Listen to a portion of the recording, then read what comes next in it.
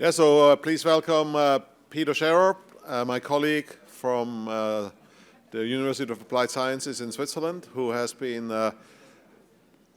really leading, managing the VDC programs there, and through that and many other activities, a lot of insights into the industry there and in other parts of the world. And so in this session, we want to give sort of some we've had global perspectives, but global perspectives also related to what it takes to scale VDC. Thanks, Martin. It's really nice to be here, embraced by a lot of people, and please take that as a metaphor. Embraced by a lot of people who are thinking the same way, that integration is key, and we are trying, of course, to integrate a lot of people, as we heard before. And I noticed that I've been quite a lot of times quoted by the number of people who are working in average in a Swiss company. And that was 8. And after hearing it 3 times, I thought it could be a good idea to verify it with the Swiss government of statistics. And I have to correct that number, sorry for that. It's not 8, it's 7.5. And 7.5 is the average number of employees for the overall economy in Switzerland. So that is the average number for every company.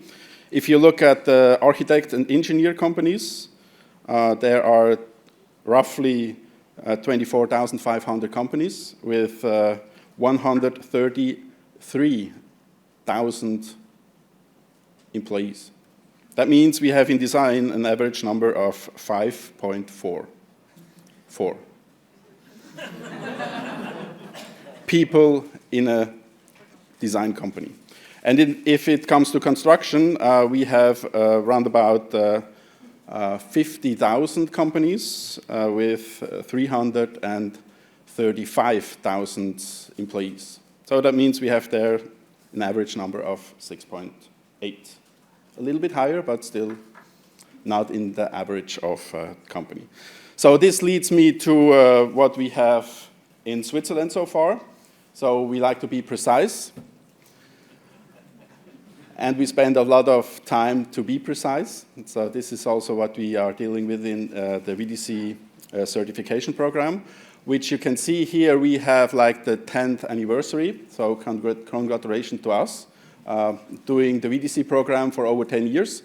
The first 7 years, I would say, we did it in small groups, as in many countries around the world. We just had the groups of 25 people. And people were always complaining, yeah, there must be other people who have the same problems as we have, looking for integration, and nobody really reacts on that. And then we heard that the Norwegians were kicking off that large-scale program, and I was quite motivated to bring that to Switzerland. So that was the start of having the large scale. So the ambition was have over 100, but as you can imagine, with such a large amount of companies and employees all gathered over those companies, it was quite ambitious to have over 100. So we started the first program with 55, and we had now the program that we ended with the integration experience with 51. So those numbers are quite good for Switzerland. We came back, but still have the ambitions to have more. And of course, as you can see here, we have embedded the VDC certification program in a master's degree for professionals. So that means you can do your VDC certification program and you can go further, not only in terms of being a mentor or being a senior mentor, so also you can earn a master degree on virtual design and construction. We have 29 mentors, as you can see here, and the number of 280 certificates. I would say it's a start here. I was a little bit puzzled about the number in Norway, that they have over 1,000 and call it a start. So we would call that a really good implementation in Switzerland, and we are quite defensive of calling things really good. So here is a picture of the integration experience, and I would like to tell you a story which is one of my key learnings from the last program.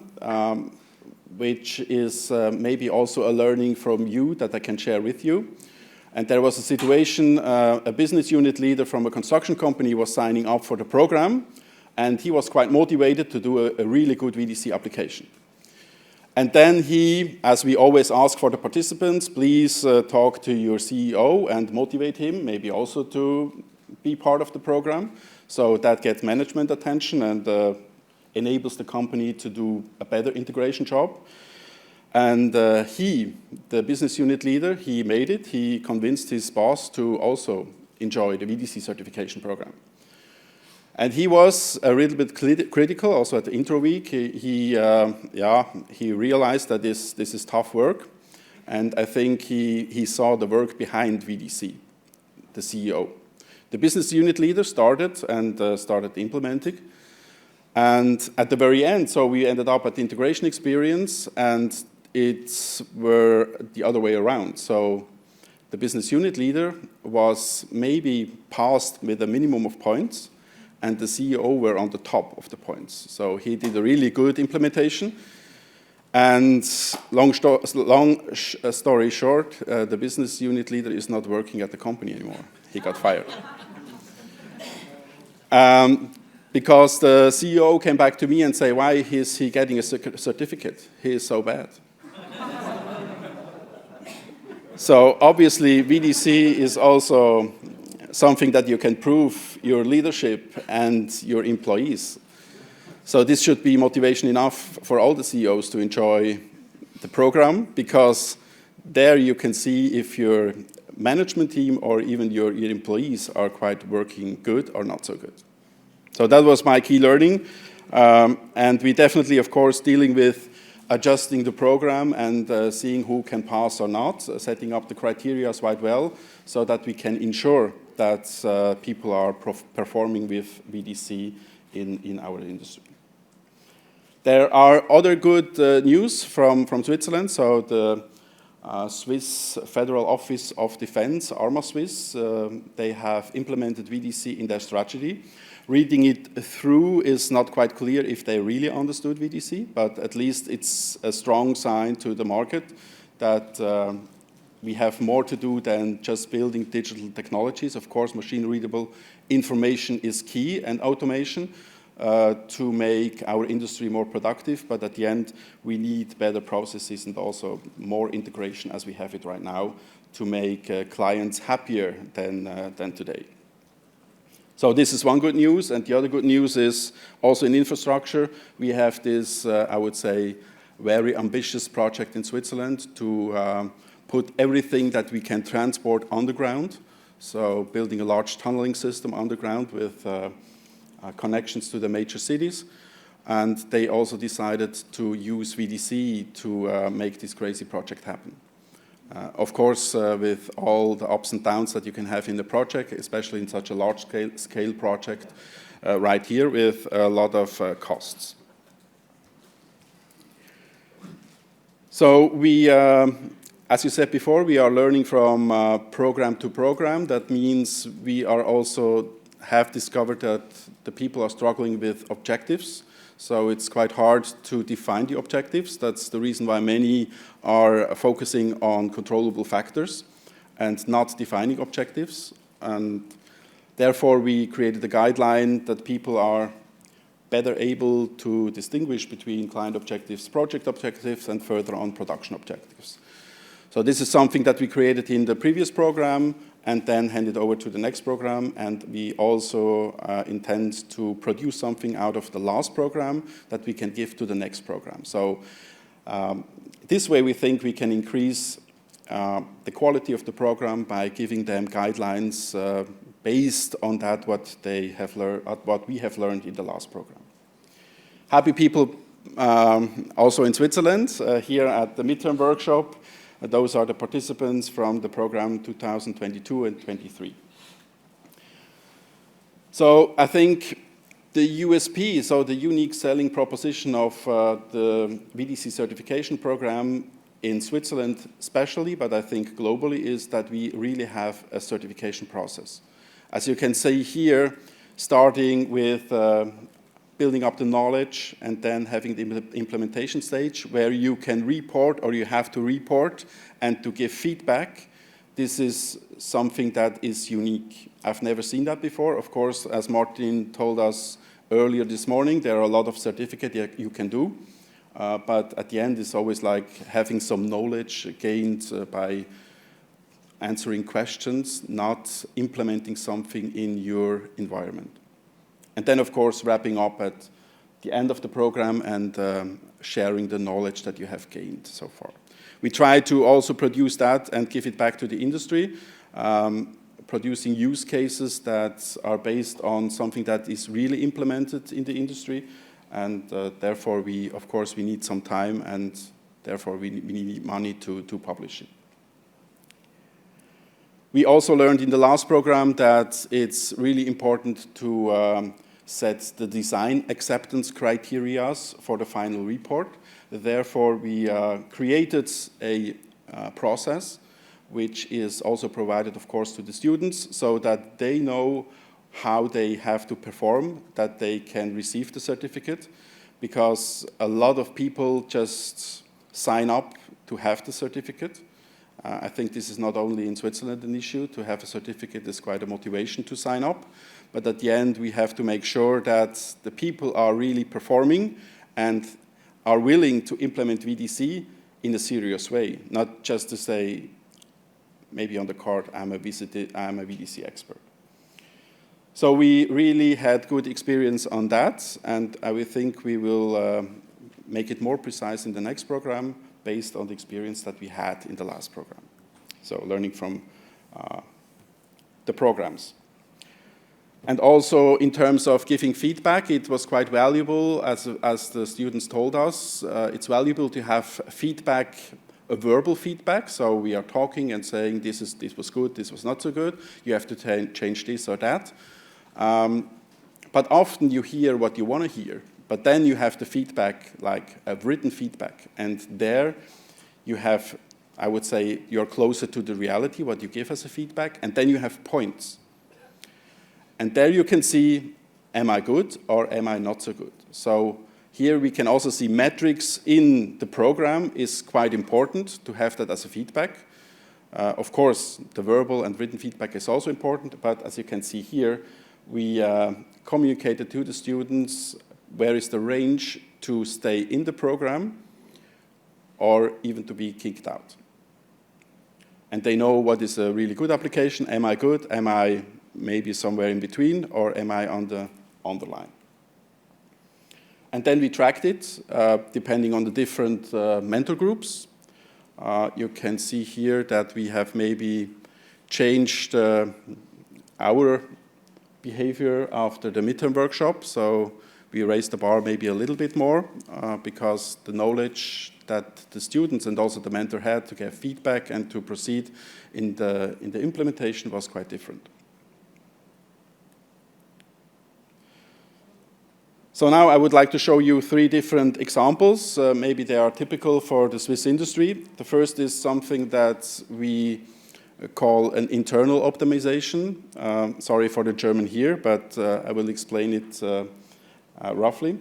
So as you have seen, a lot of small companies are maybe good advised to first optimize internally before you go with your colleagues and partners in the project.